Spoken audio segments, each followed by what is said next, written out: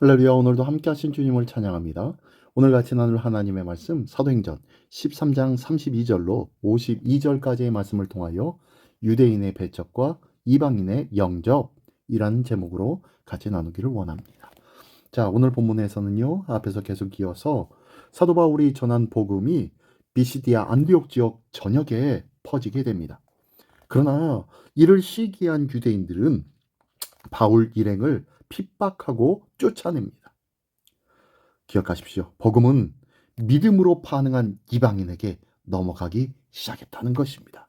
자, 이 내용 한 절 한 절씩 읽으며 같이 나누기를 원합니다. 먼저 32절로 41절까지의 말씀입니다.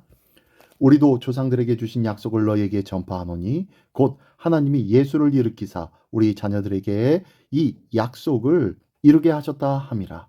시편 둘째 편에 기록한 바와 같이 너는 내 아들이라 오늘 너를 낳았다 하셨고, 또 하나님께서 죽은 자 가운데서 그를 일으키사 다시 썩음을 당하지 않게 하실 것을 가르쳐 이르시되 내가 다윗의 거룩하고 미쁜 은사를 너에게 주리라 하셨으며, 또 다른 시편에 일렀으되 주의 거룩한 자로 썩음을 당하지 않게 하시리라 하셨느니라.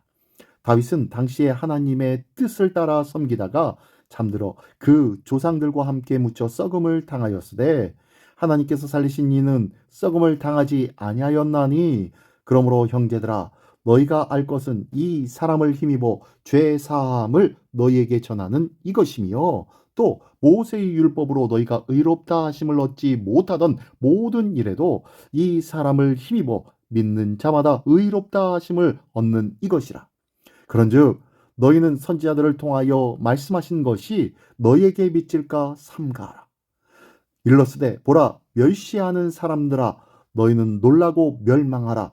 내가 너희 때를 당하여 한 일을 행할 것이니 사람이 너희에게 일러줄지라도 도무지 믿지 못할 일이라 하였느니라 하니라.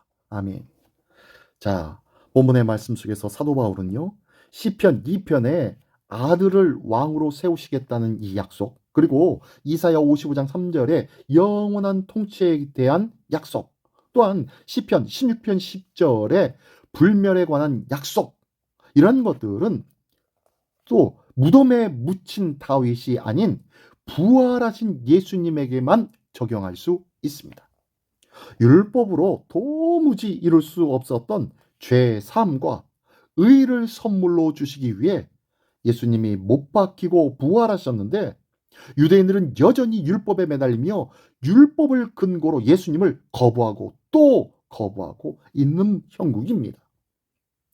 하박국의 예언서처럼 예수님을 거절한 이들의 결국은 멸망밖에 없다고 끊임없이 설명하면서 예수 그리스도를 영접하는 것이 참 복음을, 참 하나님의 구원을 맛보는 일이라는 것을 명확하게 설명해주고 있습니다.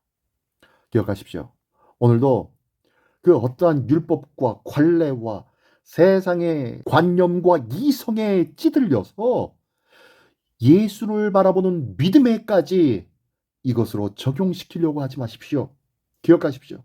주 안에 있는 것들은 이러한 사람이 계수하며 손가락으로 세많은 것을 뛰어넘는 놀라운 하나님의 계획과 인도하심이 있다는 것을 꼭 기억하십시오.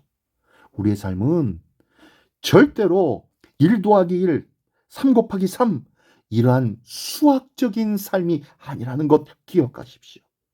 오직 주님의 인도하심과 계획하심과 뜻하심에 우리가 매달리고 의지하고 또한 기대할 줄 아는 것, 이것이 믿음인 줄 믿습니다.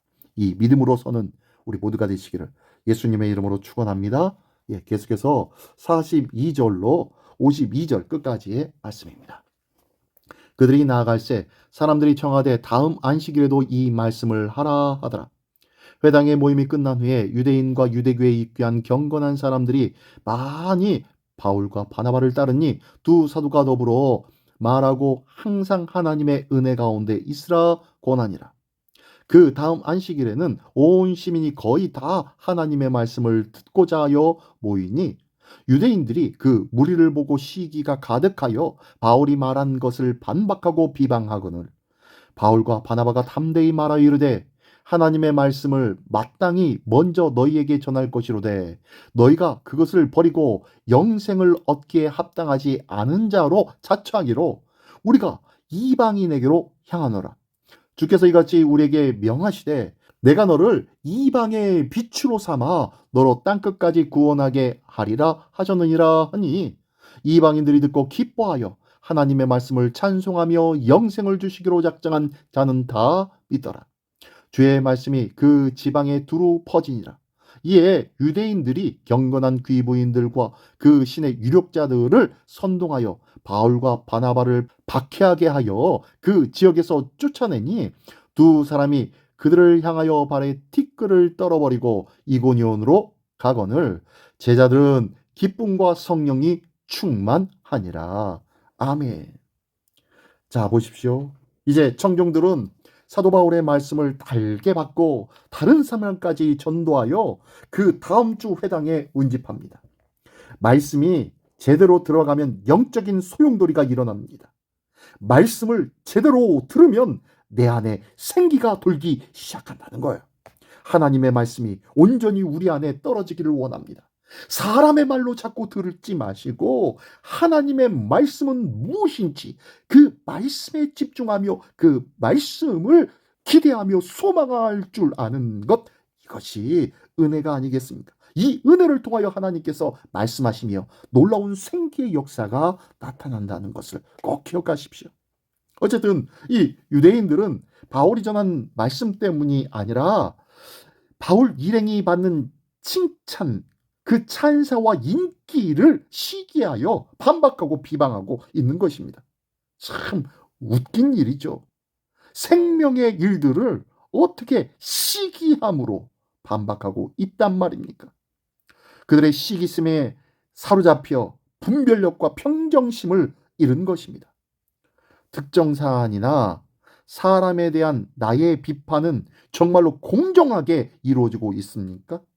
어떤 상황과 형편 속에서 빚어지는 많은 일들과 그 결정을 한 것들에 대하여서 혹시 내 생각과 내 판단으로 끊임없이 판단하고 비판하고 있지는 않냐는 거예요.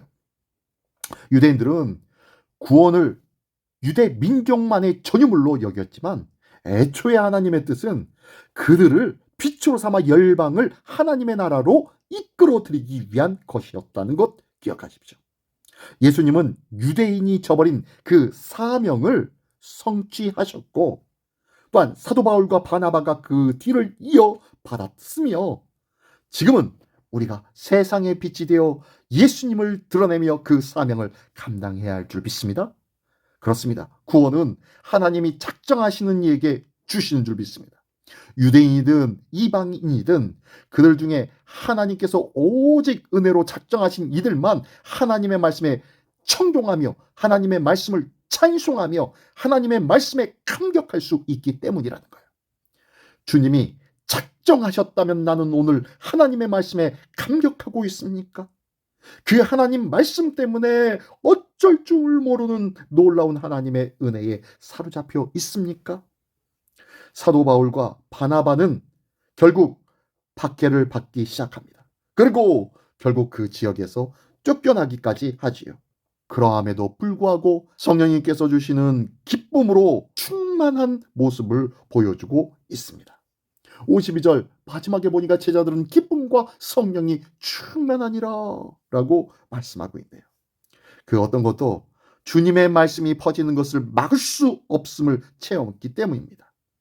요즘 나를 기쁘게 하는 일이 무엇입니까? 말씀입니까? 내 상황과 형편입니까? 내 손 안에 주어진 물질입니까? 결코 수치로 따질 수 없는 하나님의 은혜를 느끼며 감격하며 살아가는 은혜의 삶입니까?